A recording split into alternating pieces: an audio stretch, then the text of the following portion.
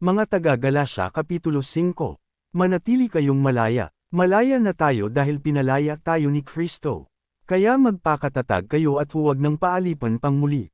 Akong si Pablo ang nagsasabi sa inyo, kapag nagpatuli kayo, binabaliwala ninyo si Kristo.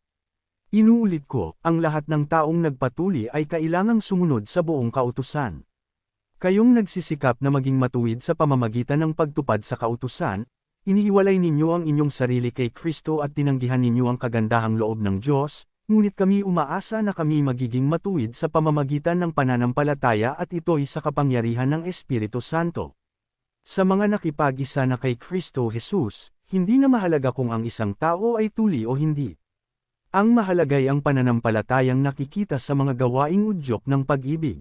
Mabuti na sana ang inyong ginagawa. Sino ang pumihil sa inyong pagsunod sa katotohanan? Hindi yan gagawin ng Diyos na tumawag sa inyo. Ang sabi nga, napapaalsa ng kaunting pampaalsa ang buong masa ng harina. Naniniwala akong sasang-ayon kayo sa akin sa bagay na ito, dahil sa ating kaugnayan sa Panginoon. At natitiyak kong paparusahan ng Diyos ang sinumang nanggugulo sa inyo. Mga kapatid, kung talagang nangangaral pa ako na kailangan ng pagtutuli, bakit pa ako inuusig hanggang ngayon? Kung iyo'y totoo, hindi na sana nila ikinagagalit ang aking pangangaral tungkol sa pagkamatay ni Kristo sa krus. Mabuti pa'y tuluyan ng magpakapon ang mga nanggugulo sa inyo at hindi lang magpatuli. Mga kapatid, tinawag kayo upang maging malaya. Ngunit huwag naman ninyong gamitin ang inyong kalayaan upang masunod ang hilig ng laman, kundi maglingkod kayo sa isa't isa sa diwa ng pag-ibig.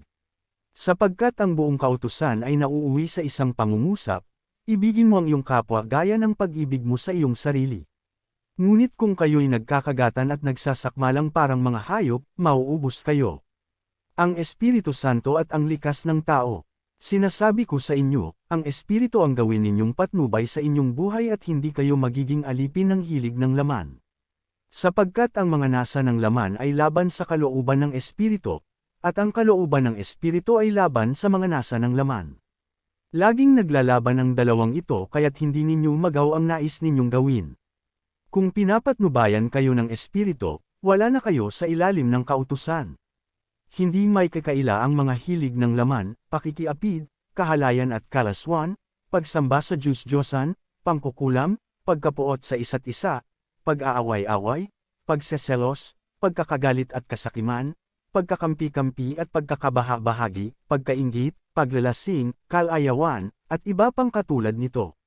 Muli ko kayong binabalaan, ang gumagawa ng mga ito ay hindi magkakaroon ng bahagi sa kaharian ng Diyos. Subalit ang bunga ng Espiritu ay pag-ibig, kagalakan, kapayapaan, katiyagan, kabaitan, kabutihan, katapatan, kahinahunan, at pagpipigil sa sarili. Walang batas laban sa mga ito.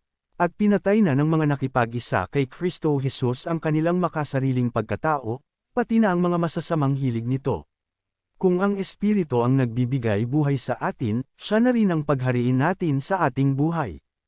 Huwag na tayong maging palalo, huwag na nating galitin ang isa't isa, at huwag na rin tayong mag-inggitan.